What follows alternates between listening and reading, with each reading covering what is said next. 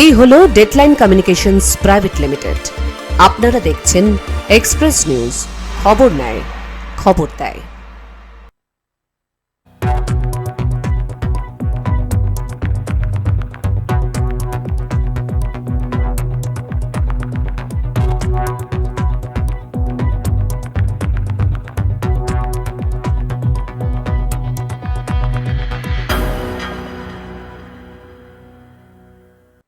Health Express brought to you by Poroshmoni Healthcare Private Limited, Robotic Asansol.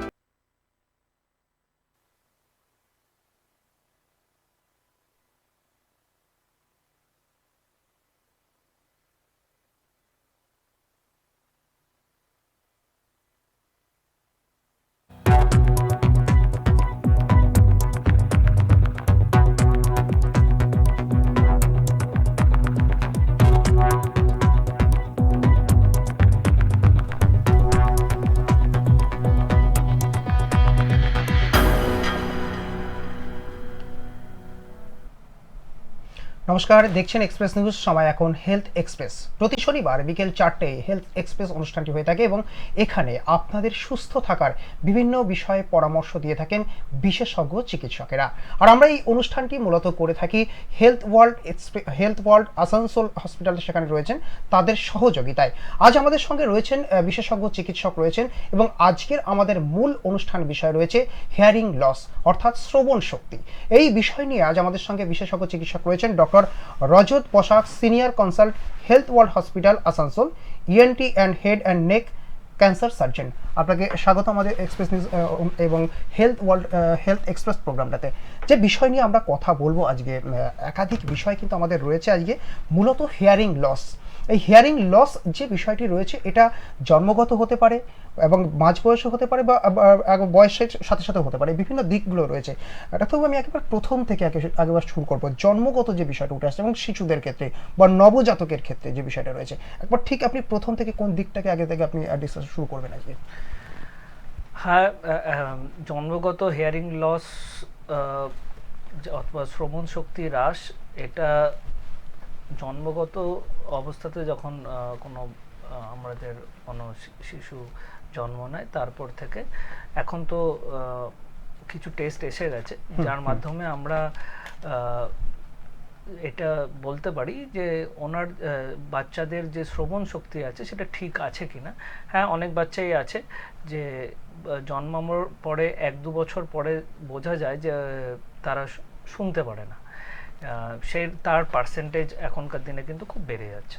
কিন্তু ডাক্তারবাবু, জানতে চাইবো যে এটা কারণটা কি থাকে, অর্থাৎ হিয়ারিং লস এর কারণটা কি থাকছে? দেখুন, হিয়ারিং লস তো কিছু হিয়ারিং লস দুভাবে হতে পারে। এক হতে পারে যে জন্মগত হিয়ারিং লস, যে ওনার যে কোনো বাচ্চার যে শ্রবণ শক্তির যে আমাদের কানের মধ্যে ককলিয়া আছে, ককলিয়ার যদি কোনো ডিফর্মিটি থাকে, অথবা ডিফর্মিটি মানে হচ্ছে যে ককলিয়া যদি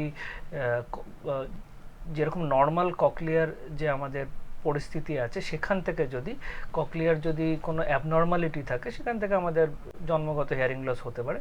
এবং দ্বিতীয়ত হিয়ারিং লস যেটা বয়সের সাথে সাথে হয়, মানে যেগুলো আমরা অ্যাকোয়ার্ড হিয়ারিং লস বলি। একটা হচ্ছে কনজেনিটাল মানে হচ্ছে জন্মগত, আর অ্যাকোয়ার্ড মানে হচ্ছে এগুলো ধীরে ধীরে যখন বয়স হয়, বয়সের সাথে সাথে সাথে যেগুলো আমরা ডেভেলপ করি সেগুলো অ্যাকোয়ার্ড। একেবারে। তো আরেকটা বিষয় যেখানে আমরা দেখতে পাচ্ছি শ্রবণ হ্রাসের সাধারণ যে লক্ষণগুলো, কারণ এগুলো তো বিভিন্ন রকম হয়ে থাকে। শিশুদের ক্ষেত্রে আপনি যেমনটা বলছিলেন যে আমরা প্রায় 1.5 থেকে 2 বছরের পরে গিয়ে আমরা সেটাকে বুঝতে পারি। এছাড়া আর কি লক্ষণগুলো বা কোন কোন বয়সের ক্ষেত্রে সেগুলোকে বিশেষ করে আমরা অনুধাবন করতে পারি? হ্যাঁ, দেখুন, শিশুদের ক্ষেত্রে আফটার বার্থ এখন তো টেস্ট বেরিয়ে গেছে, ওই টেস্ট হয়, অটো অ্যাকোস্টিক এমিশন টেস্ট হয় বা বেরা টেস্ট হয়। এইগুলো আমরা জন্মাবার পরে করাই। এখন এই টেস্টগুলো সবই বড় হসপিটালে উপলব্ধ। এবং তারপরে আমি বলবো যে যখন কোনো বাচ্চা 3-4 বছর বয়সে হয় অথবা আর একটু 6-7 বছরের হয়, তখন সর্দি কাশি যাদের খুব বেশি হয়, নাকে অ্যাডিনয়েড গ্ল্যান্ড থাকে, যেটা আগের দিন আমরা কথা বলছিলাম, অ্যাডিনয়েড গ্ল্যান্ড থাকে, সেই অ্যাডিনয়েড গ্ল্যান্ড যদি বড় থাকে, নাকে যদি সর্দির পরিমাণ বড় থাকে, সেই সর্দির জন্য কিন্তু কানে কিন্তু ফ্লুইড জমে যায়, কানের পর্দার পেছনে ফ্লুইড জমে যায়, এবং সেখান থেকে কিন্তু একটা হেয়ারিং লস হতে পারে। এটি ইনফেকশনের জন্য এই হেয়ারিং লস হতে পারে, এবং যদি ওটা প্রপারলি ট্রিট না করা হয় তাহলে কিন্তু হেয়ারিং লস ধীরে ধীরে বেড়েও যায়। এটা 6-7 বছরের বাচ্চাদের ক্ষেত্রে আমি বলছি, যে আমি যেগুলো সব থেকে কমন সেগুলো বলছি। তারপরে ধরুন যেটা এজ রিলেটেড হেয়ারিং লস কিছু থাকে, মানে অ্যাডাল্ট এজে হয়, বড়দের হয়, এবং বড়দের কিন্তু আজকালকার দিনে, আগে বড়দের কিন্তু হেয়ারিং লস যেটা হয় সেটা কিন্তু দুভাবে হতে পারে। হয়তো কোনো পর্দার পেছনে কোনো ইনফেকশন রয়েছে, কানের পর্দার পেছনে ইনফেকশন রয়েছে, সেইটা হয়তো পর্দাকে ফুটো করে দিল, তার জন্য একটা হেয়ারিং লস হতে পারে, মেজর হেয়ারিং লস, সেটা মেজর পার্টটা ওর মধ্যে পড়ে। এবং কিছু ক্ষেত্রে কিন্তু হতে পারে যে নার্ভের প্রবলেম হতে পারে, হেয়ারিং যে নার্ভ আছে সেই নার্ভের পাওয়ার কমে যেতে পারে, এটা কিন্তু বয়সের সাথে সাথে হয়। আফটার 45 ইয়ার্স, এখনকার দিনে 40 ইয়ার্সের পরে কিন্তু ওটা খুব ধীরে ধীরে নার্ভের পাওয়ার ডাউন হতে থাকে। অর্থাৎ এটা শুধুমাত্র যে কানের ক্ষেত্রে স্থায়ী থাকছে এটা নয়। না। আচ্ছা, আরেকটা বিষয় একটু জানতে চাইবো, যেটা হচ্ছে যে শ্রবণ শক্তি যেটা হ্রাস দৈনন্দিন জীবন এবং যোগাযোগের উপর কিভাবে প্রভাব ফেলছে, কারণ প্রতিনিয়ত তো মানুষ তো যোগাযোগের জন্য তো বিভিন্ন সময় তাকে তো বাইরেও বেরোতে হচ্ছে, অর্থাৎ সে যদি শুনতে না পায় তাহলে সেক্ষেত্রে একটা বড় সমস্যা তৈরি হচ্ছে। তাহলে এক্ষেত্রে যোগাযোগের উপর কী ধরনের প্রভাব ফেলছে রেগুলারিটির উপরে? দেখুন, শ্রবণ শক্তি তো আমাদের সেন্স অর্গানের মধ্যেই পড়ে, তো অবভিয়াসলি যদি শ্রবণ শক্তি কমে তো আমাদের কমিউনিকেশনটা পুরোটাই মানে অলমোস্ট হ্যাম্পার মানে কমে যায়। ঠিক আছে, সেক্ষেত্রে বাচ্চাদেরও যারা বাই বার্থ শোনে না, দেখবেন তারা বলতেও পারে না, বেশিরভাগ ক্ষেত্রে এটাই দেখা যায়। হ্যাঁ, কারণ যে শুনবে না সে বলবেও না। ঠিক আছে, এটা হচ্ছে নিয়ম। তো যাদের বাই বার্থ, যেই বাচ্চারা যারা কানে শোনে না, তারা কিন্তু মানে তাদের কিন্তু স্পিচ ডেভেলপমেন্ট হয় না, তারা কথা বলতে, তারা শুনতে পারছে না বলে তারা কি সেখানে স্পিচ তারা করতে পারছে না? কারণ যদি আমি কোনো শব্দই না শুনি, আমি যদি অন্ধকারেই থাকে তাহলে তো আমি আলো দেখতে পারবো না। সেরকমই কথা, শব্দ না শুনলে তো আমি শব্দ বলতেই পারবো না, মানে আমার ব্রেন সেটাকে রিকগনাইজই করতে পারবে না যে এই জিনিসটার, এই ওয়ার্ডটার এই সেন্সটা হয়, তো সেটা তো হবেই। এবং আর যেগুলো বড়দের ক্ষেত্রে হয় তাদের ক্ষেত্রে তো দেখুন, এখন যদি কারোর শ্রবণ শক্তি কমে যায় আর সে এখন মারুন অফিসে কাজ করে, তার পক্ষে তো কমিউনিকেট করা খুব মুশকিল। কেউ ধরুন ড্রাইভ করে, তার কাছে হর্ন শোনা খুব মুশকিল, পেছন দিক দিয়ে গাড়ি আসছে, হয়তো হর্ন শুনতেই পাচ্ছে, সে বুঝতেই পারছে না। তো এগুলো তো খুবই। আচ্ছা, এটা কত বছর বয়স থেকে আমরা যদি একটু, আপনি যেমন বললেন যে একেবারে বাই বার্থ একটা সম্ভাবনা রয়েছে, কিন্তু আরেকটা বিষয় জানতে চাই, মানে অ্যাডাল্টের ক্ষেত্রে সেটা কত বছর বয়সে এটা হ্রাসের একটা সম্ভাবনা থাকছে বা হিয়ারিং লসের সম্ভাবনা থাকছে? তখন মানে আজ থেকে 20-30 বছর আগে 45 ইয়ার্সের পর থেকে কিন্তু প্রতি বছর 1% করে হেয়ারিং পাওয়ার কমে। ঠিক আছে, এখনকার দিনে যেহেতু মোবাইল গ্যাজেটস খুব বেশি, সো এই 45 ইয়ার্সটা কিন্তু ধীরে ধীরে এখন 40 ইয়ার্সে এসে গেছে। তারপর থেকে প্রতি বছর 1% করে কিন্তু নার্ভের পাওয়ার কমতে থাকে, যত বয়স বাড়বে নার্ভের পাওয়ার কমতে থাকে, এবং এটা পার্সেন্ট টু পার্সেন্ট ভ্যারি করে। একেবারেই আপনারা শুনছেন যে আজকে হেয়ারিং লস সেটা নিয়ে কিন্তু আমরা আজকে হেলথ এক্সপ্রেসে আলোচনা করছি, এবং আজ আমাদের সঙ্গে রয়েছেন একেবারেই doctor Rajat Basak, senior consultant, health world হাসপাতাল, Asansol, ENT and head and neck cancer surgeon. কিন্তু এই হেলথ ওয়ার্ল্ড হসপিটাল আসানসোল, একেবারেই যে রাজ্যে যত হসপিটাল রয়েছে তার মধ্যে এখানে কেন একেবারেই ব্যতিক্রমী, কেন একটা উন্নত মানের পরিষেবা এবং উন্নত মানের যে প্রযুক্তিকরণ তার মধ্য দিয়েই কিন্তু একেবারে চিকিৎসা পরিকাঠামো কিন্তু সেখানে চিকিৎসার যে প্রক্রিয়া সেটা কিন্তু করা হয়ে থাকে, এবং সেখানে এই হেলথ ওয়ার্ল্ড হাসপাতাল আসানসোল তাদের সহযোগিতায় আমরা এই অনুষ্ঠানও করছি, এবং প্রত্যেকটা ক্ষেত্রে, প্রতিটা চিকিৎসার ক্ষেত্রে কিন্তু তারা বিশেষ গুরুত্ব সহকারে তারা কিন্তু চিকিৎসা দিয়ে থাকেন, এই বিষয়টা কিন্তু রয়েছে। অর্থাৎ স্বাভাবিকভাবেই রাজ্যের সমস্ত হাসপাতালের তুলনায় কিন্তু ব্যতিক্রম কিন্তু এই হেলথ ওয়ার্ল্ড হাসপাতাল আসানসোল। আমরা আজ আলোচনা করছি হেলথ এক্সপ্রেস অনুষ্ঠানে এক হিয়ারিং লস নিয়ে আজ আমাদের অনুষ্ঠানে রয়েছেন ইএনটি স্পেশালিস্ট তথা সিনিয়র কনসালটেন্ট রয়েছেন আমাদের সঙ্গে হেলথ ওয়ার্ল্ড হসপিটাল আসানসোলের ডক্টর রজত বসাক। ডাক্তারবাবু, আর একটা যে বিষয় জানতে চাইবো, আমরা যেটা নিয়ে আলোচনা করছিলাম, আপনি যেমনটা বলছিলেন যে 45টা একেবারে নেমে এসেছে 40তে, আপনি যেমনটা বলছিলেন, কিন্তু এটা জানতে চাইবো যে বিষয়টা বয়স্কদের মধ্যে শ্রবণ শক্তি হ্রাস, এটি কি ধরনের, এটা কি মানে একেবারে কমন একটা ব্যাপার এটা রয়েছে? হ্যাঁ, যে দেখুন এখন বয়স হলে তো নার্ভের পাওয়ার কমতে থাকে, যে কোনো নার্ভের পাওয়ারই উইক হতে থাকে, ঠিক আছে। এবং আমাদের তার সঙ্গে দেখুন বয়স হলে বড়দের ক্ষেত্রে যেগুলো হয়, হাই ব্লাড প্রেশারের প্রবলেম, কোলেস্টেরলের প্রবলেম, ডায়াবেটিসের প্রবলেম, থাইরয়েডের প্রবলেম, এই চারটে জিনিসের প্রভাবও কিন্তু বয়সের সাথে সাথে রয়েছে, ঠিক আছে। তো এই চারটে জিনিস প্লাস বয়সের সাথে সাথে একটা নার্ভের পাওয়ার কমে যাওয়া, সেটার কিন্তু একটা প্রভাব পড়তে থাকে, এবং আজকালকার দিনে এগুলো কিন্তু খুব বেড়ে গেছে। একেবারেই অর্থাৎ এটা একটা এজেড প্রবলেম একটা, সেটা বলা যেতেই পারে একেবারেই। এর পাশাপাশি আরেকটা যেটা বিষয় রয়েছে, অর্থাৎ এর পরিপ্রেক্ষিতে যারা একেবারেই শুনতে পাচ্ছেন না, তাহলে তাদের ক্ষেত্রে একটা মানসিকতা একটা প্রবলেম তৈরি হচ্ছে। তাহলে এক্ষেত্রে জানতে চাইবো যে বিষয়টা, যে মানসিক যে সমস্যাটা তৈরি, এটা কি হেলথের উপর কোনো এফেক্ট ফেলছে? হ্যাঁ, এখন দেখুন অনেকেই আছেন যাদের হেয়ারিং লস খুব ইয়ং, মানে একটু 30 to 45 ইয়ার্সের মধ্যেই হিয়ারিং লস শুরু হয়ে গেছে, এবং সেক্ষেত্রে এত অল্প বয়সে যদি হিয়ারিং লস হয়, তাহলে কিন্তু দৈনন্দিন জীবন এবং আমাদের যে সামাজিক জীবন আছে দুটোই কিন্তু বিঘ্ন হয়, এবং সেই ক্ষেত্রে কিন্তু মানে যারই হয়, যেই পেশেন্টই হয়, সে মানসিকভাবে কিছুটা হলেও সে স্থগিত হয়ে যায়। একেবারেই অর্থাৎ একটা ঝুঁকি কিন্তু সম্ভাবনা থেকেই যায় একেবারে। কিন্তু এখানে যে এই যে আপনি যে বিষয়টা বললেন, এর পাশাপাশি কিন্তু ঝুঁকির, তার তো বিভিন্ন রকমের ঝুঁকির একটা সম্ভাবনা রয়েছে, ঝুঁকির কারণও রয়েছে। একটু জানতে চাইবো এই ধরনের প্রবলেমের ক্ষেত্রে তাহলে কি ধরনের ঝুঁকির সম্মুখীন তিনি হতে পারেন পেশেন্ট? আচ্ছা, ঝুঁকি বলতে কিরকম? ঝুঁকি বলতে যেমন শ্রবণ শক্তি হ্রাসের সবচেয়ে সাধারণ যে কারণগুলো রয়েছে, তার পাশাপাশি আপনি যেমনটা বললেন যে রাস্তায় চলতে গিয়ে সে হর্ন শুনতে পাচ্ছে না, সে রাস্তায় সেখানে যদি কোনো রকম ভাবে তিনি বেরিয়ে যান, কারোর সঙ্গে কথা বলছেন, কনভারসেশন হচ্ছে, তিনি কিছু বুঝতে পারছেন না, একটা সম্ভাবনা রয়েছে, তার একটা মানসিক সমস্যা তৈরি হচ্ছে, যার এফেক্ট হেলথের উপরে পড়ছে। কিন্তু এছাড়া আর কি ধরনের ঝুঁকি তিনি ফেস করতে পারেন? দেখুন, ঝুঁকি বলতে এক তো যেটা আগে আমরা বলেছি যে মানে আমাদের দৈনন্দিন জীবন পুরো বিঘ্ন হয়, এবং পারিবারিক জীবনও বিঘ্ন হয়। এরকম অনেক পেশেন্ট আছে যারা কানে খুব কম শোনে, এবং তাদের যে মানে পারিবারিক জীবনে তারা যখন ধরুন একটা কোনো টিভি দেখছেন অথবা রেডিও শুনছেন, সেই ক্ষেত্রে তাদেরকে হাই ভলিউমে দেখতে হচ্ছে।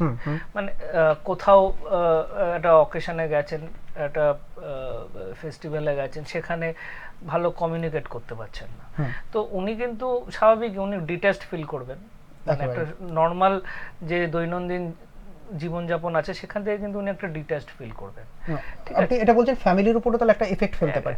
অবশ্যই ফ্যামিলির উপর এফেক্ট পড়ে, এবং অনেক পেশেন্টই আমাদের কাছে আসে যাদের এরকম প্রবলেমস হচ্ছে, সেই থেকে ওরা এগুলো আইডেন্টিফাই করতে পেরেছে। দেখো, আরেকটা বিষয় হচ্ছে নেক্সট যে জেনারেশন থাকছে, সেক্ষেত্রেও তো একটা এরকম ধরনের একটা কন্টিনিউটি দেখা যাচ্ছে যে নেক্সট জেনারেশন, তার ক্ষেত্রে হয়তো হিয়ারিং লসের সম্ভাবনা থেকে যায়। দেখুন, আমাদের যে নেক্সট জেনারেশনটা আছে, যারা আমি তো বলবো ধরুন যারা নেক্সট 20-30 ইয়ার্সের মধ্যে যারা অ্যাডাল্টস হবে, ঠিক আছে, যারা স্কুল যাবে, তাদের ক্ষেত্রে কিন্তু নেক্সট 20-30 ইয়ার্স খুবই সতর্ক হওয়া উচিত, কারণ এখনকার দিনে যে পরিমাণে ইলেকট্রনিক গ্যাজেটস বেরিয়েছে, এবং ইলেকট্রনিক গ্যাজেটসের ওপর যে আমাদের যে ডিপেন্ডেন্সিটা এসে গেছে, আমরা এখন কোনো কিছু ইলেকট্রনিক গ্যাজেটস ছাড়া করতে পারি না, ঠিক আছে। এবং প্রবলেমটা এখানেই দেখা যাচ্ছে যে আমাদের নার্ভের একটা পোটেনশিয়াল আছে, আমাদের নার্ভের একটা বাধা পরিমাণ আছে। আমরা নার্ভ এমন একটা অর্গান, এই বডিতে সেন্স অর্গানের মধ্যে নার্ভের একটা অদ্ভুত জিনিস আছে, যে নার্ভ কোনোদিনও একটা অ্যাডাল্ট স্টেজ হয়ে যাওয়ার পর নার্ভ কিন্তু আর ডিভাইড করে না, ঠিক আছে, নার্ভ কিন্তু আর ইনক্রিজ করে না, ও ফিক্সড থাকে, ঠিক আছে। এবার নার্ভের মধ্যে যে তরঙ্গগুলো আছে সেইগুলো আমাদের তার মাধ্যমে আমরা শুনতে পাই। এবং এখনকার দিনে যে ইলেকট্রনিক গ্যাজেটস বেরিয়েছে সেইগুলো কিন্তু, এবং তাদের যে আল্ট্রাসোনিক এবং অন্য যে রেজগুলো আছে, সেই রেজ কিন্তু খুবই হার্মফুল, মানে যে কোনো নার্ভের জন্য ওগুলো হার্মফুল। এবং সেই ক্ষেত্রে কিন্তু আমাদের মানে আমরা অনেক এখন নতুন ইয়ং পেশেন্ট পাচ্ছি যাতে সাডেন হিয়ারিং লস হচ্ছে। একেবারে, অর্থাৎ এই যে বেশি করে আপনি যেমন ইলেকট্রনিক গ্যাজেটের কথা বলছেন, তাহলে সেক্ষেত্রে হেডফোন এগুলোকে যদি ব্যবহার করা হয় সেক্ষেত্রে কি হিয়ারিং লসের একটা ঝুঁকিটা একটা বেশি থাকে? ঝুঁকি না, হেডফোন আপনি লং টার্ম ইউজ করলে হিয়ারিং লস হতেই হবে। এটা মানে এটাকে মানে আপনি শুধু সময়ের অপেক্ষা, কারোর 5 ইয়ার্স হবে, কারোর 10 ইয়ার্স হবে, বাট হবে মোটামুটি 80% লোকদের কিন্তু হিয়ারিং লস হবে। আপনারা স্পেশালি যদি দেখেন যে যারা আপনারা এখন যদি রেস্টুরেন্ট অথবা যে ডিজে ক্লাবস যেগুলো বেরিয়ে গেছে, আপনারা যদি অবজার্ভ করেন যে মানে আমাদের 2-1 পেশেন্ট আমাদের কাছে এসছে যারা কিন্তু ওই প্রফেশনে আছে, মিউজিক প্রফেশনে আছে, হাই ভলিউম হাই ফ্রিকোয়েন্সি সাউন্ডে কিন্তু এক্সপোজ হচ্ছে। সেই ক্ষেত্রে কিন্তু তাদের হিয়ারিং লস খুব তাড়াতাড়ি হিয়ারিং লসটা কিন্তু হচ্ছে। এক্ষেত্রে রিকভার করার ক্ষেত্রে কি করা হতে পারে? প্রপার ট্রিটমেন্টের জন্য কি সাজেস্ট করবেন? দেখুন, যদি নার্ভ ডাউন হয়, নার্ভ যদি ডাউন হয়, দু রকমের নার্ভ, মানে নার্ভের পাওয়ার যদি ডাউন হয়, আমি তো বলবো হিয়ারিং লসের সবথেকে ইম্পর্টেন্ট জিনিস হচ্ছে নার্ভের power down, sensory neural hearing loss যেটা আমরা বলবো। সেন্সরি নিউরাল হিয়ারিং লস যদি আপনার হয়, দু রকমভাবে হতে পারে। একটা হচ্ছে সাডেন মানে হচ্ছে উইদিন 48 আওয়ার্সের মধ্যে আপনার হিয়ারিং লস হলো, ঠিক আছে, সেটা এক রকমের। আরেকটা হচ্ছে প্রগ্রেসিভ হচ্ছে আপনার প্রতি বছর 1% করে কমছে, যেটা নর্মাল আমাদের হিয়ারিং লস সেটা। এবার দেখুন, সাডেন হলে তাহলে কিন্তু ইমিডিয়েটলি আমাদের মানে ইএনটি কনসালটেন্টের কাছে এসে দেখাতে হবে, এবং আমরা সাডেন হিয়ারিং লস যদি হয় আমরা কিন্তু ওরকম উপযুক্ত ট্রিটমেন্ট নেব মেডিসিনের মধ্যে দিয়ে, ঠিক আছে। কিন্তু যদি ওটা আপনার সাডেন হিয়ারিং লস যদি আপনি 1 উইকের পর আসেন অথবা 10 ডেজের পর আসেন, তাহলে কিন্তু চান্সেস আর ভেরি লেস যে ওটা রিকভার হবে। একেবারেই, অর্থাৎ গুরুত্বপূর্ণ কিন্তু একটু বিষয় এটাই কিন্তু রয়েছে একেবারেই। অর্থাৎ আপনারা বুঝতেই পারছেন যে শ্রবণ শক্তি অর্থাৎ হিয়ারিং লস জীবনের ওপর কতটা প্রভাব ফেলতে পারে।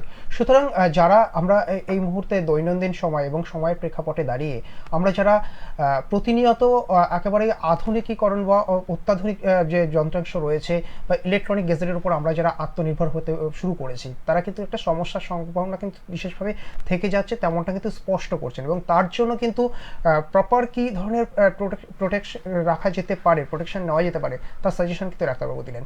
আপনারা আপনাদেরকে আরও একবার জানিয়ে রাখি, আজ আমরা জানেন যে আপনার প্রতি শনিবার ঠিক বিকেল 4টায় আমরা এই অনুষ্ঠান শুরু করি হেলথ এক্সপ্রেস, এবং হেলথ এক্সপ্রেসে থাকেন বিশেষজ্ঞ চিকিৎসক, দেন আপনার সুস্থ থাকার পরামর্শ। আজ আমাদের সঙ্গে রয়েছেন হেলথ ওয়ার্ল্ড হাসপাতাল আসানসোলের সিনিয়র কনসালটেন্ট ইএনটি স্পেশালিস্ট রয়েছেন doctor Rajat Basak, ENT head and neck cancer surgeon.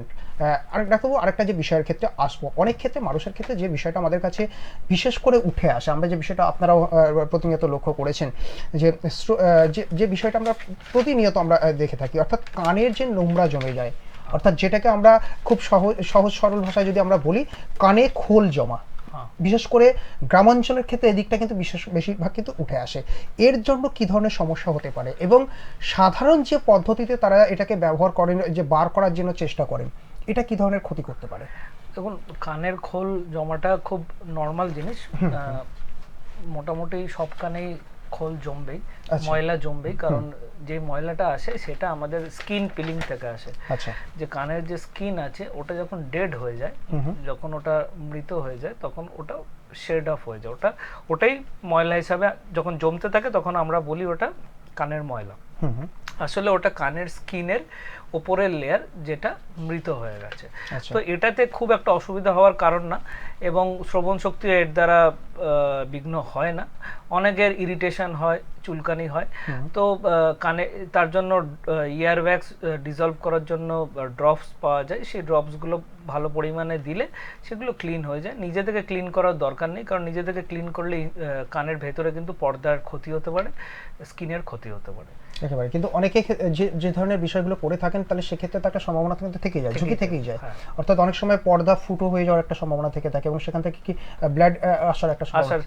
অনেক পেশেন্টই আছে আমাদের কাছে আসে যারা ইয়ারবাড ইউজ করে, এবং ক্রনিক মানে বহু বছর ধরে ইয়ারবাড ইউজ করে, এবং ইয়ারবাড বেশি ইউজ করলে কিন্তু কানের যে পর্দার ইনজুরি হওয়ার চান্স বেশি থাকে। অনেকেই আসে যারা কানের স্কিনের ইনফেকশন নিয়ে আসে, আর ম্যাক্সিমাম ক্ষেত্রে এটাই হয় যে ইয়ারবাড ইউজের জন্য ইনফেকশনটা হয়েছে, ঠিক আছে।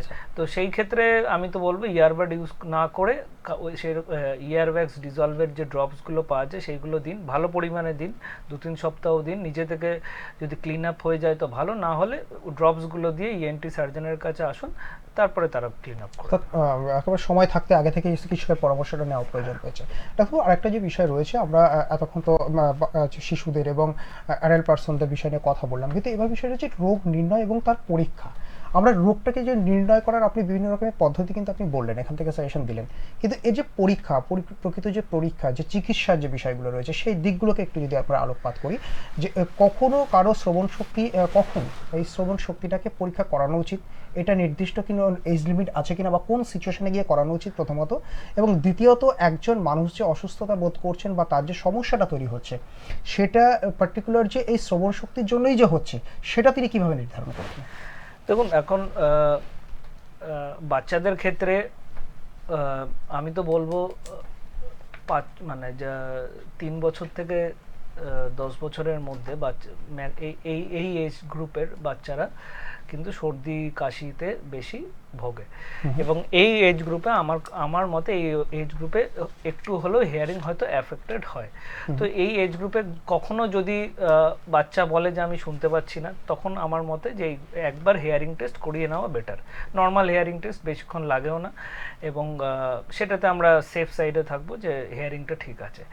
এবং বড়দের ক্ষেত্রে আমি বলবো যারা আফটার 40 ইয়ার্স রয়েছেন, যাদের blood pressure, sugar, cholesterol, thyroid রয়েছে, সেক্ষেত্রে তারা একবার 2-3 বছরে একবার হিয়ারিং টেস্ট করাতেই পারে।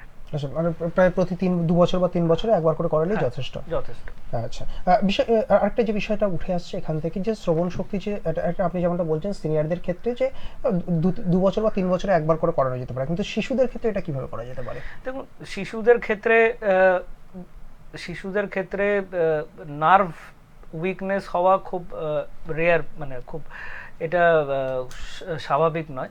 তো আমি তো বলবো যে বাই বার্থ আমরা ওই টেস্ট করি, বেরা টেস্ট করি, তারপরে 4-5 বছর খুব ক্রিটিক্যাল এজ 4-5 ইয়ার্সের সময় একবার নর্মাল হিয়ারিং টেস্ট করান। যদি নর্মাল থাকে তাহলে আর মানে হিয়ারিং নিয়ে অত চিন্তা করার দরকার নেই, কিন্তু এটা অবজার্ভ রাখবেন, এটা রাখবেন, ধ্যান রাখবেন যে বাচ্চা যদি বলে যে সে শুনতে পাচ্ছে না, সেই ক্ষেত্রে যেন খুব তাড়াতাড়ি হিয়ারিং টেস্টটা করানো হয়। একেবারেই, অর্থাৎ অত্যন্ত গুরুত্বপূর্ণ কিন্তু বিষয়, অর্থাৎ সময় থাকতে কিন্তু সঠিকভাবে পরামর্শ বা সঠিকভাবে কিন্তু এই চিকিৎসকের বিষয়টা কিন্তু নেওয়া উচিত, এমনটা কিন্তু চিকিৎসক ডক্টরবাবু কিন্তু পরামর্শ দিচ্ছেন। তবে আপনারা দেখছেন হেলথ ওয়ার্ল্ড, একেবারেই হেলথ ওয়ার্ল্ড হাসপাতাল আসানসোল তাদের সহযোগিতায় হেলথ এক্সপ্রেস। আমাদের সময় হচ্ছে আপনার একটা ছোট্ট একটা বিজ্ঞাপন বিরতিতে যাওয়ার। ফিরে আসছি বিরতির পর, সঙ্গে থাকুন।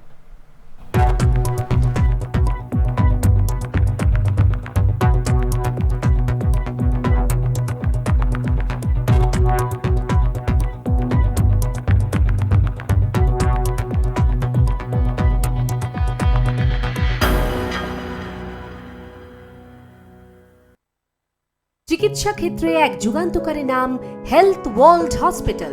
অত্যাধুনিক চিকিৎসা পদ্ধতি, অভিজ্ঞ ও স্বনামধন্য ডাক্তারদের সুপরামর্শ, এক ছাদের তলায় সব রকম টেস্টের ব্যবস্থা সম্পন্ন হেলথ ওয়ার্ল্ড হসপিটাল মানেই স্বাস্থ্যক্ষেত্রে এক ধাপ এগিয়ে যাওয়া। আমাদের ঠিকানা সৃষ্টিনগর, কন্যাপুর, আসানসোল, ওয়েস্ট বেঙ্গল 713305।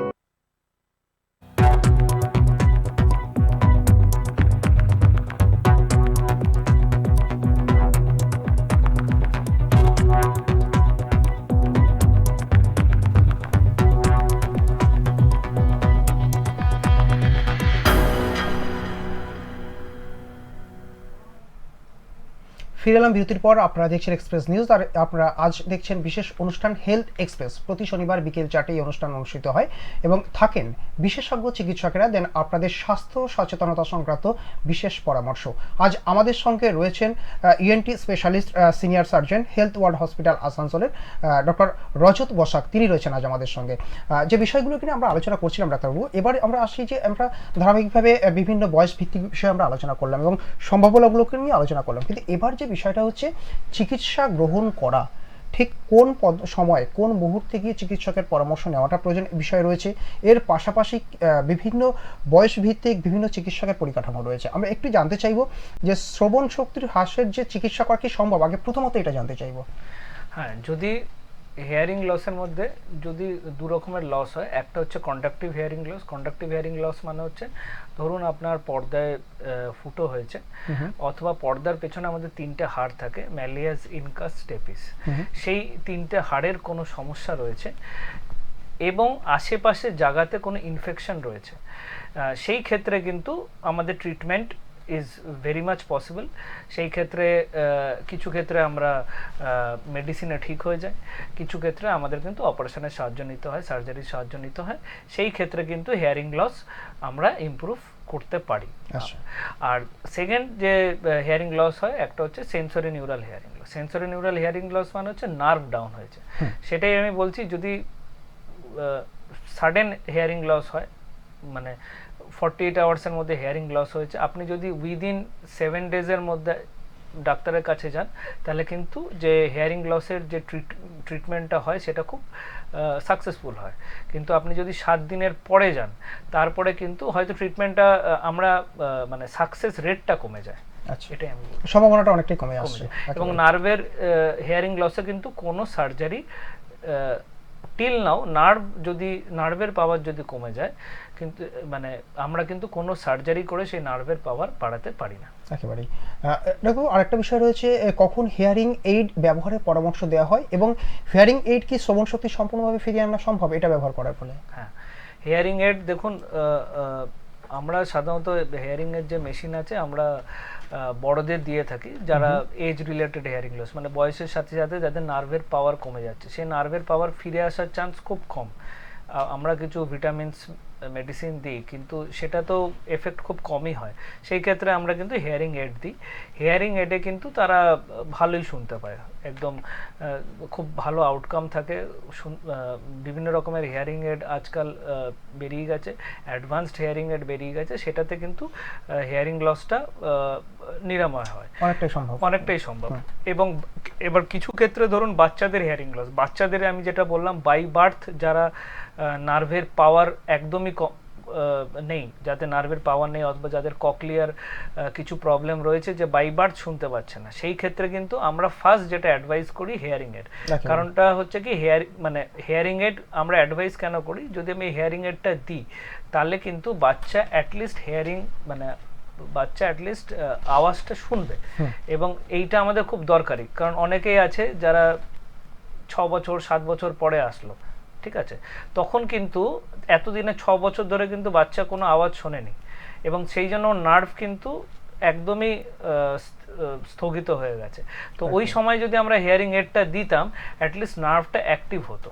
তো সেই জন্য সেই ক্ষেত্রেও হিয়ারিং এড খুব ইম্পর্টেন্ট। একেবারে, আপনি যেমনটা বলছেন ককলিয়ার ইমপ্ল্যান্ট, কিন্তু এই ককলিয়ার ইমপ্ল্যান্ট এটা কি প্রথমত একটু জানতে চাইবো, এবং কারা এটি ব্যবহারের জন্য, কাদেরকে মূলত দেওয়া হয়ে থাকে এটা? দেখুন, ককলিয়ার ইমপ্ল্যান্ট হচ্ছে একটা সার্জারির নাম।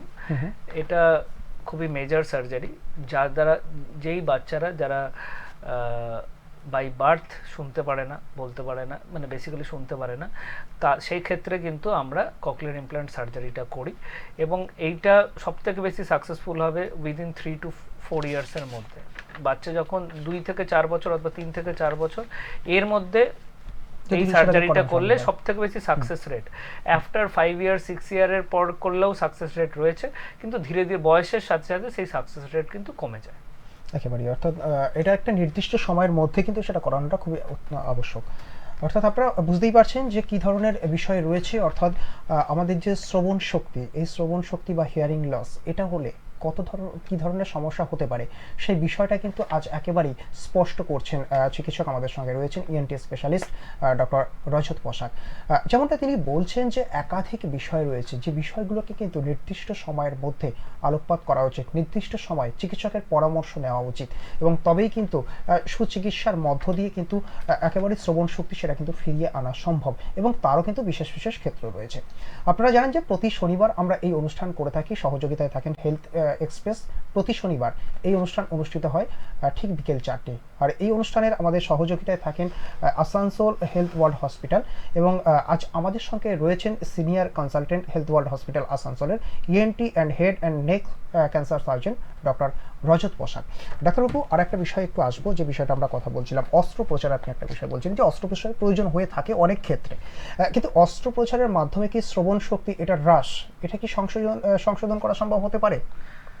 মানে অনেকে তো ভয়ও তো পান এই বিষয়টাকে নিয়ে। হ্যাঁ, এবার দেখুন, যদি আমাদের প্রথমে দেখতে হবে যে রোগটা কেমন। যদি রোগটা ইনফেকশনের জন্য হয়ে থাকে, কোনো মেজর ইনফেকশন জন্য হয়ে থাকে, তার জন্য ধরুন কানের পর্দার ফুটো হয়েছে। কানের পর্দার ফুটো হলে অবভিয়াসলি কানের পর্দায় হেয়ারিং এর যে পদ্ধতি আছে সেটাতে কিন্তু কানের পর্দার খুব একটা বড় রোল আছে। এখন যদি পর্দায় একটা বড় ফুটো থাকে, অবভিয়াসলি আমাকে ওটা রিপেয়ার করতে হবে সার্জারির মাধ্যমে। অথবা ধরুন কানের যে 3টে হাড় রয়েছে, সেই হাড়েরও কিছু প্রবলেম আছে যেইগুলোতে আমাদের শ্রবণ শক্তি হ্রাস হয়, হেয়ারিং লস হয়। সেই ক্ষেত্রেও আমরা সার্জারি করলে কিন্তু হেয়ারিং ইমপ্রুভমেন্ট হতে পারে। এবং আরেক রকমের রোগ আছে যেটা খুব মানে আজকালকার দিনে খুব বেড়ে গেছে, সেটা হচ্ছে ধরুন আমাদের কানের পেছনে একটা ক্যাভিটি আছে, একটা ম্যাস্টয়েড ক্যাভিটি আমরা বলি। সেই ম্যাস্টয়েড ক্যাভিটির মধ্যে এক রকমের ইনফেকশন হয়, যেটাকে আমরা বলি কোলেস্টিয়াটোমা।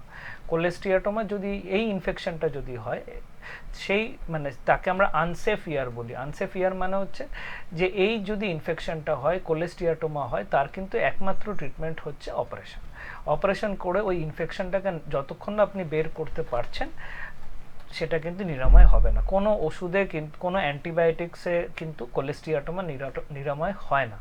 ওটা কোলেস্টিয়াটোমা যদি আপনার কানে হয়, এটা এক রকমের আনসেফ ইয়ার, মানে এক রকমের, এটা আপনি বলতে পারেন এক রকমের রোগ, কানের এক রকমের রোগ। সেইটা যদি কানে হয় তাহলে কিন্তু এই রোগে কি হয়, আপনার কানে যে হাড়গুলো রয়েছে সেইগুলো কিন্তু খেতে থাকে।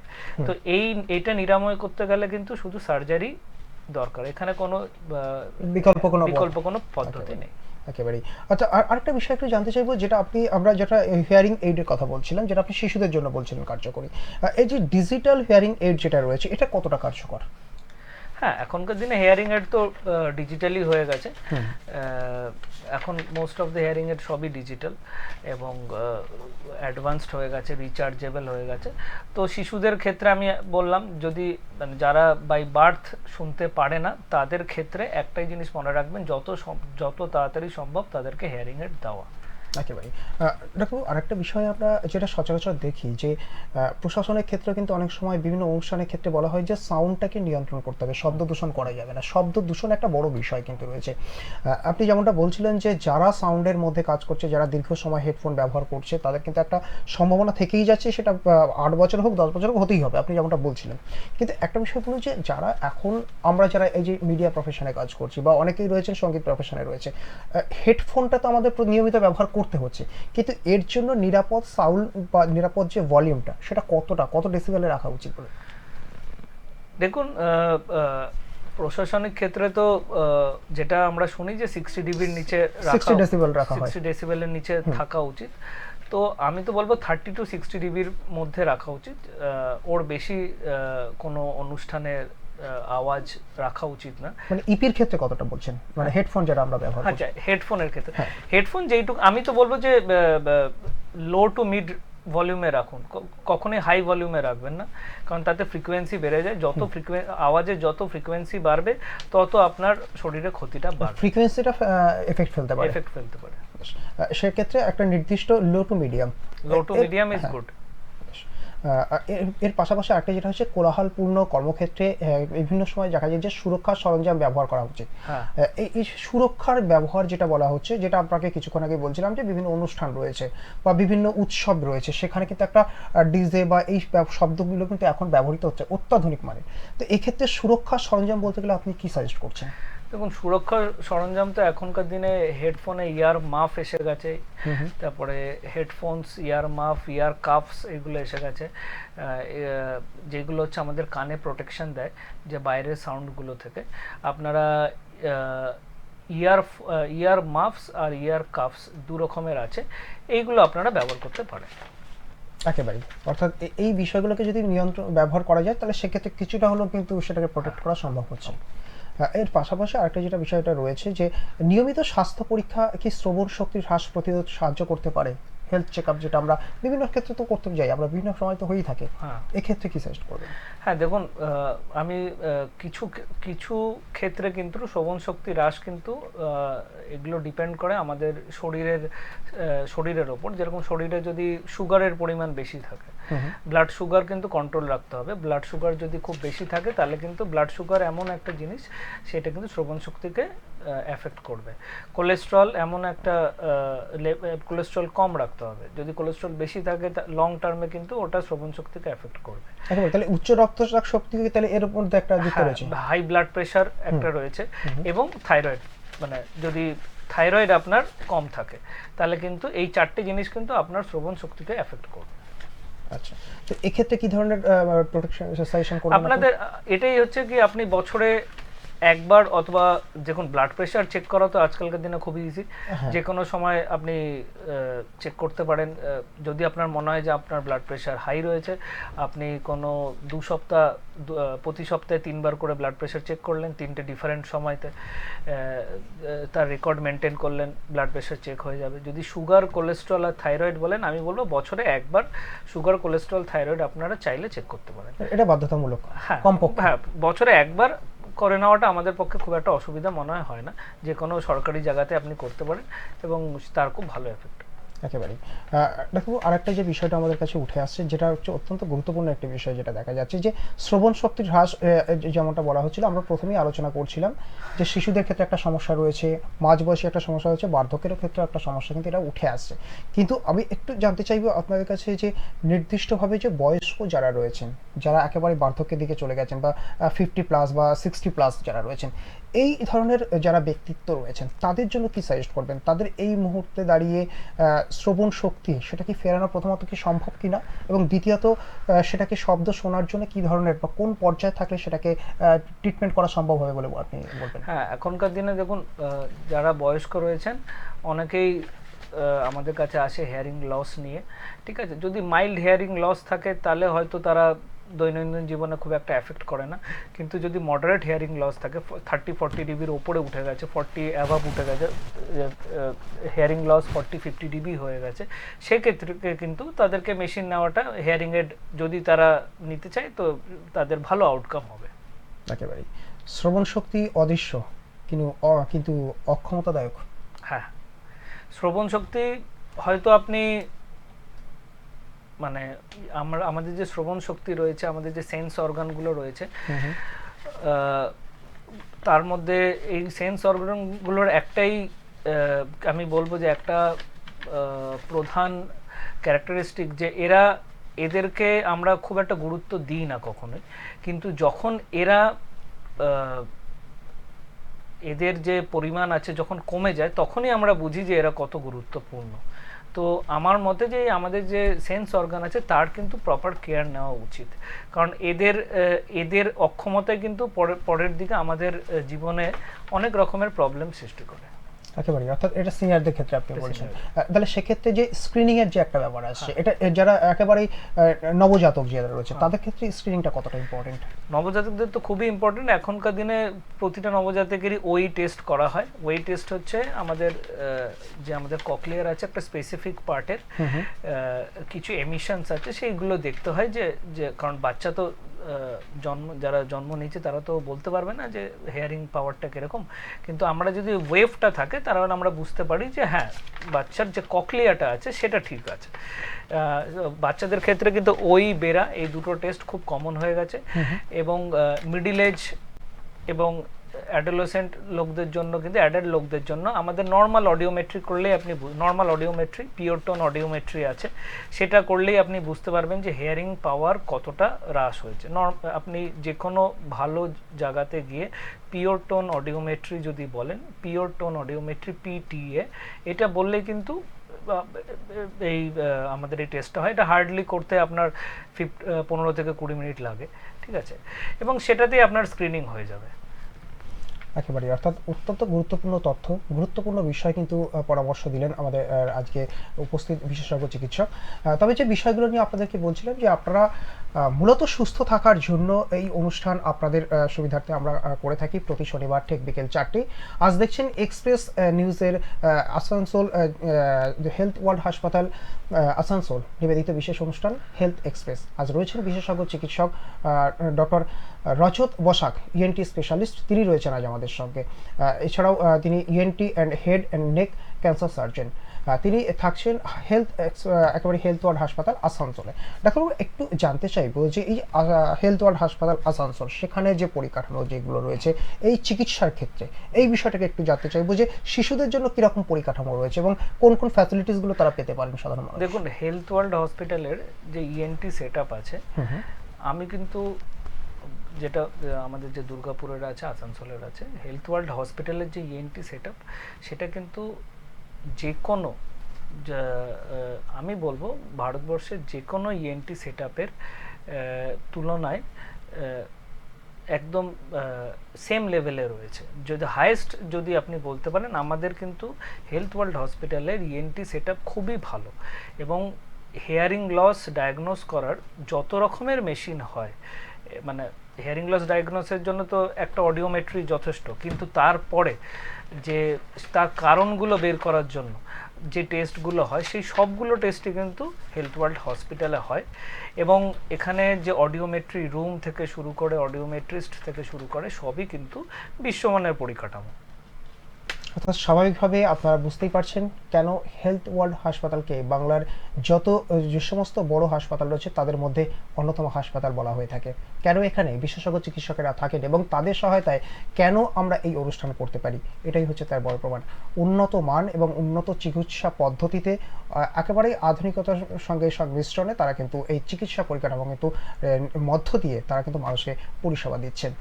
একটা বিষয় ডাক্তারবাবু, আরও একটা যে গুরুত্বপূর্ণ একটা বিষয় থেকে যাচ্ছে যে যেমন আমরা শিশুদের ক্ষেত্রে যে বিষয়টি নিয়ে একদম প্রথমেই আমরা আসছিলাম, নবজাতকের ক্ষেত্রে দিয়ে আমরা শুরু করেছিলাম, আবারও আমরা অনুষ্ঠানের একেবারেই শেষের দিকে, কিন্তু আবার একটু নবজাতকের দিকে আমাদের একটু আসা প্রয়োজন। শীতের সময় চলছে এখন, অনেক ক্ষেত্রে শিশুদের ক্ষেত্রে কি হয় যে শীতের বা ঠান্ডা লেগে যাওয়ার একটা প্রবণতা থাকে। এই ঠান্ডা লেগে যাওয়ার পরিপ্রেক্ষিতে কি হেয়ারিং লসের কোনো সম্ভাবনা বাচ্চাদের ক্ষেত্রে থেকে থাকছে? হ্যাঁ, আমি আগে আমরা এপিসোডে এটা ডিসকাস কিছুটা করেছিলাম যে ঠান্ডা কেন শিশুদের বেশি লাগে। এবার দেখুন, বাচ্চাদের একটা আমাদের মনে রাখতে হবে যে আমাদের যে কান আছে আর নাক আছে, ইয়ার অ্যান্ড নোজ কিন্তু কানেকশন আছে, ঠিক আছে। যেই টিউবটা আমাদের কান এবং নাককে কানেক্ট করছে তার নাম হচ্ছে ইউস্টাশিয়ান টিউব, ঠিক আছে। ইউস্টাশিয়ান টিউবের কাজ হচ্ছে কানের মধ্যে, আমাদের যে কান আছে কানের মধ্যে পর্দা আছে, পর্দা আপনার বাইরে থেকে দেখলে পর্দা দেখতে পাবেন, পর্দার পেছনে 3টে হাড় আছে, ঠিক আছে, যেটা বলছিলেন আপনি কিছু, ম্যালিয়াস, ইনকাস, স্টেপিস আর পর্দা। এবার হচ্ছে যে যদি আপনার সাউন্ডকে যেতে হয় তাহলে সাউন্ড কি করবে, পর্দাকে ভাইব্রেট করবে, আর 3টে হাড় যে আছে তারা কিন্তু নিজেদের মধ্যে ভাইব্রেশন হবে। এবং পর্দা এবং হাড়গুলোর আশেপাশে যেটা আছে ওটা হচ্ছে এয়ার আছে, হাওয়া আছে, ঠিক আছে। তো ওই হাওয়ার একটা প্রেশার কিন্তু মেনটেন দরকার, ঠিক আছে। হাওয়া যেন থাকে, মানে হাওয়াটা যদি অ্যাবজর্ব হয়ে যায়, মানে যদি হাওয়াটা ওই জায়গাটায় না থাকে, হাওয়ার জায়গায় যদি ফ্লুইড থাকে, তাহলে কিন্তু হেয়ারিংটা লস হবে, তাহলে কিন্তু সাউন্ড এগোতে পারবে না। তো আমাদের ওই ইউস্টাশিয়ান টিউব যেটা নাক আর কানের মধ্যে কানেকশন আছে, ওর একটাই দায়িত্ব যে ও এই প্রেশারটাকে মেনটেন করবে, ও এই যে হাওয়া আছে হাওয়ার প্রেশারটাকে মেনটেন করবে। এবার এই ইউস্টাশিয়ান টিউবের একটা মুখ হচ্ছে কানে সঙ্গে কানেক্টেড, আরেকটা মুখ যেটা কানেক্টেড হচ্ছে ওটা নাকের পেছনে, ঠিক নাকের পেছনে, ওই জায়গাটাকে আমরা বলি নেজোফ্যারিংস। নেজোফ্যারিংসে ওই ইউস্টেশিয়ান টিউবের একটা এন্ড কিন্তু কানেক্ট হয়ে আছে। এবার নেজোফ্যারিংসে আমাদের একটা গ্ল্যান্ড থাকে, অ্যাডিনয়েড গ্ল্যান্ড, ঠিক আছে, এটা নেজোফ্যারিংসে থাকে। বাচ্চাদের ক্ষেত্রে এই গ্ল্যান্ডটা কিন্তু বড় থাকে এবং এই গ্ল্যান্ডের ইনফেকশনও কিন্তু বাচ্চাদের খুব বেশি হয়। এটা এক রকমের টনসিল গ্ল্যান্ড আপনি বলতে পারেন, নাকের পেছনের টনসিল গ্ল্যান্ড। যেরকম মুখের পেছনের টনসিল গ্ল্যান্ড আছে, এরকম নাকের পেছনের টনসিল গ্ল্যান্ড আছে। এবার যদি ওই গ্ল্যান্ডের ইনফেকশন হয় অথবা গ্ল্যান্ডটা যদি বড় হয়ে যায়, তাহলে কিন্তু এই ইউস্টেশিয়ান টিউবের কাজেও বিঘ্ন ঘটায়। এবার যখনই ও অনেক দিন ধরে এই বিঘ্নটা ঘটাতে থাকবে, তো আপনার মানে 1-2 দিন হলো ঠিক আছে, কিন্তু যদি এটা লং টার্মে যদি হয়, ইউস্টেশিয়ান টিউব ভালো করে কাজ করতে পারছে না, তাহলে কিন্তু কানে কি হবে, ফ্লুইড প্রেসার মেনটেন হচ্ছে না। ধীরে ধীরে কানে যে হাওয়াটা রয়েছে তার জায়গায় ফ্লুইড আসবে, যেই ফ্লুইড রইলো ধীরে ধীরে বাচ্চাদের হিয়ারিং লস শুরু হয়ে গেল। তারপরে আরও পদ্ধতি আছে যার মাধ্যমে প্রথমে ফ্লুইড জমে, তারপরে পর্দায় ফুটো হতে পারে, অনেক রকমের পদ্ধতি আছে যে পর্দা পিছনে চলে যেতে পারে এবং ধীরে ধীরে কিন্তু পার্মানেন্ট হেয়ারিং লসের দিকে এগোতে পারে। তো সেই জন্য বাচ্চাদের কিন্তু হেয়ারিং লস হতে পারে, তার একটাই কারণ এবং খুব কমনও একটাই কারণ হচ্ছে বাচ্চাদের ক্ষেত্রে অ্যাডিনয়েড গ্ল্যান্ড আছে, বাচ্চাদের হাঁচি সর্দি বেশি হয়, সেই জন্য বাচ্চাদের ক্ষেত্রে হিয়ারিং লস হওয়ার চান্স রয়েছে। অর্থাৎ শুরুতেই তাহলে যদি শীতের বা ঠান্ডা লাগার প্রবণতা থেকে থাকে তাহলে দ্রুত চিকিৎসক পরামর্শ নেওয়া উচিত। একবার আপনারা যদি শুরুতেই চিকিৎসা করেন, সেই ক্ষেত্রে কি হয় যে হিয়ারিং লসের চান্সেসই কমে যায় একেবারে। অর্থাৎ আপনারা এটাও বুঝতে পারলেন যে শিশুদের ক্ষেত্রে, নবজাতকের ক্ষেত্রে এই সম্ভাবনা বা এই শীতের সময় এই প্রবণতাটা কিন্তু অত্যাধিক মাত্রায় দেখা যেয়ে থাকে। আমি আরেকটা বিষয় জানতে চাইবো ডাক্তারবাবু, যে শিশুদের ক্ষেত্রে আপনি যেমন শিশুদের নিয়ে বিষয়টি নিয়ে আলোচনা করছেন, একটু আরেকটু জানতে চাইবো, অনেক ক্ষেত্রে বাচ্চাদের যখন স্নান করানো হচ্ছে সেই সময় দেখা যায় অনেক ক্ষেত্রে কানে জল চলে গেল, তাদের যেভাবে লাফালাফিটা করে থাকে শিশুরা, যেটা অনেক ক্ষেত্রে কানে জল চলে যায়। এক্ষেত্রে অনেকে মায়েরা করেন যে কানের ভেতরে কিছু তুলো বা এই জাতীয় কিছু দিয়ে জলটাকে পরিষ্কার করার চেষ্টা করেন, এটা কতটা বিপজ্জনক বলে বলবেন? হ্যাঁ, কানের ভেতরে জল গেলে ভয় পাওয়ার কিছু নেই, কারণ পর্দা তো রয়েছে। পর্দা যতক্ষণ অক্ষত রয়েছে, মানে ইনট্যাক্ট রয়েছে, তো জল পর্দাকে ক্রস করে যেতে পারবে না, ওখানে সেফ হচ্ছে এবং কানের ময়লাও রয়েছে যেটা জলটাকে আটকে দেয়। ঠিক আছে, তো সেক্ষেত্রে কান পরিষ্কার করার স্পেশালি কোনো দরকার নেই, কারণ স্পেসটা এতটাই ছোট যে যেই পরিমাণে জল ঢুকেছে সেটা উইদিন 1-2 ঘন্টার মধ্যে ওটা বেরিয়েও আসবে। হ্যাঁ, যেটা হচ্ছে যে কানে যারা পুকুরে স্নান করে, এটা আমি বলছি যারা পুকুরে স্নান করেন তাদের ক্ষেত্রে, বয়স্ক মানুষের ক্ষেত্রে বলছেন, বয়স্ক অথবা গ্রাম বাংলায় যারা ইয়ং ছেলেপুলেরা যারা পুকুরে স্নান করেন, তাদের ক্ষেত্রে প্রবলেম হচ্ছে যে পুকুরে কিন্তু কি হয় যে কিছু ফাঙ্গাস থাকে যেইগুলো কানে পুকুরে স্নান করার জন্য কানে এফেক্ট করে। সেই ক্ষেত্রে মানে অথবা যারা দেখবেন সুইমার, শুধু পুকুর না, যারা হচ্ছে সুইমার, মানে প্রফেশনাল সুইমার, সাঁতার কাটে, প্র্যাকটিস করে, তাদের ক্ষেত্রেও এখনকার দিনে যেই ইয়ার মাফ এসে গেছে, ইয়ার ক্যাপগুলো, এই হেড ক্যাপগুলো এসে গেছে, সেগুলো কিন্তু কানকে প্রোটেকশন দিচ্ছে যাতে জলটা না ঢোকে। কারণ অতিরিক্ত পরিমাণে যদি জল ঢোকে, যেগুলো পুকুরের জল অথবা সুইমিং পুলের জল, সেইগুলো ঢুকলে কিন্তু ফাঙ্গাস জন্মানোর চান্স থাকে একেবারেই। অর্থাৎ বিষয়টা বুঝতেই পারছি যে কতটা গুরুত্বপূর্ণ, অর্থাৎ কান আমাদের কাছে কতটা গুরুত্বপূর্ণ। শ্রবণ শক্তি সেটা যদি হিয়ারিং লস যদি হয়ে থাকে তাহলে সেক্ষেত্রে কতটা সমস্যার সম্মুখীন কিন্তু আমাদের হয়ে থাকে সেটা কিন্তু আপনারা বুঝতেই পারছেন। সুতরাং নির্দিষ্ট সময়ের মধ্যে চিকিৎসকের পরামর্শ নেওয়াটা আবশ্যক এবং সেই চিকিৎসা নিতে হলে কোথায় যাবেন, তাহলে তার জন্য কিন্তু আমাদের এই আজকের এই অনুষ্ঠান বাংলার সবথেকে যত চিকিৎসা পরিকাঠামো রয়েছে তার মধ্যে অন্যতম এবং আধুনিক পদ্ধতিতে যে চিকিৎসা হয়ে থাকে সেটা হচ্ছে আসানসোলের হেলথ ওয়ার্ল্ড হাসপাতাল। একেবারেই ডাক্তারবাবু, আমরা অনুষ্ঠান শেষের দিকে একটু আমি যে সমস্ত একেবারেই যারা প্রবীণ ব্যক্তি থেকে শুরু করে একেবারেই যারা নবজাতক রয়েছেন, যারা মায়েরা রয়েছেন, বিশেষ করে আমি নবজাতকের কথা প্রসঙ্গে যখন আসছি, মায়েদের কিন্তু একটা ভূমিকা অত্যন্ত গুরুত্বপূর্ণ। কারণ তারা, আপনি যেমনটা বলছিলেন যে কানে জল গেলে তারা কিন্তু সেটা কিন্তু খুব একটা প্রয়োজন নেই ওটাকে ক্লিন করার, নির্দিষ্ট সময়ের মধ্যে বেরিয়ে আসবে, কিন্তু মায়েরা কিন্তু এক্ষেত্রে অত্যন্ত আতঙ্কিত হয়ে পড়েন। তাহলে এক্ষেত্রে দাঁড়িয়ে সার্বিকভাবে আপনি কি সাজেস্ট করবেন? না, আমি বলবো যে স্নানের জল কানে গেলে খুব একটা অসুবিধা কিছু নেই, কারণ ওটা 1-2 ঘন্টার মধ্যে বেরিয়েই আসবে, সেটা নিয়ে চিন্তা করবেন না। কান নিজে থেকে পরিষ্কার করার চেষ্টা করবেন না। কানে যদি ময়লা থাকে তো কানের ড্রপ দেবেন। যদি বাচ্চা 2-3 বছরের বাচ্চা অথবা 4-5 বছরের বাচ্চা খুব সর্দি কাশি হয়, সেক্ষেত্রে আপনার নাকের ড্রপ, নাকের স্প্রে দেবেন। একজন ইএনটি কনসালটেন্টকে দেখিয়ে নেবেন। এইগুলো যদি আমরা টেক কেয়ার করি তাহলে আমার মনে হয় না খুব একটা অসুবিধা আছে। একেবারেই, অর্থাৎ বিষয়টা আপনারা বুঝতেই পারলেন যে এক্ষেত্রে যদি আপনারা সমস্যা মনে করে থাকেন যে বাচ্চা অসুবিধা অনুভব করছে, তাহলে নিকটবর্তী চিকিৎসকের সঙ্গে আপনারা কথা বলুন এবং সেক্ষেত্রে চিকিৎসকের পরামর্শ নিন, নিজে থেকে কোনো পদক্ষেপ গ্রহণ নয়। ডাক্তারবাবু, ওভারঅল আমি এক্সপ্রেস নিউজের সমস্ত দর্শক, হেলথ এক্সপ্রেসের যে সমস্ত দর্শক রয়েছে এবং আপনার যারা পেশেন্টস রয়েছেন, হেলথ ওয়ার্ডের যারা দর্শক রয়েছেন এবং যারা শুভানুধ্যায়ী রয়েছেন, সার্বিকভাবে কি বলবেন? আমি সবাইকেই বলবো যে একটু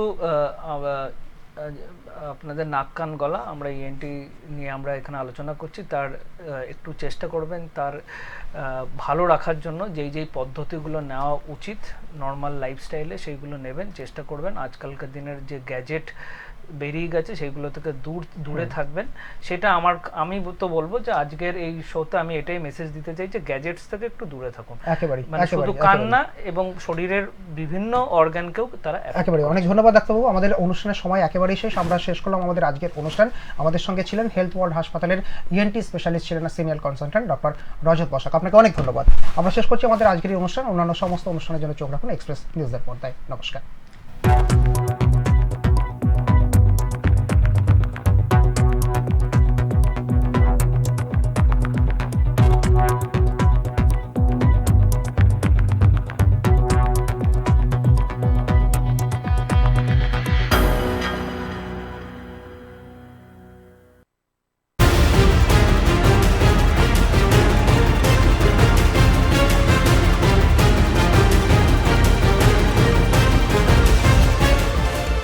এই হলো ডেডলাইন কমিউনিকেশনস প্রাইভেট লিমিটেড।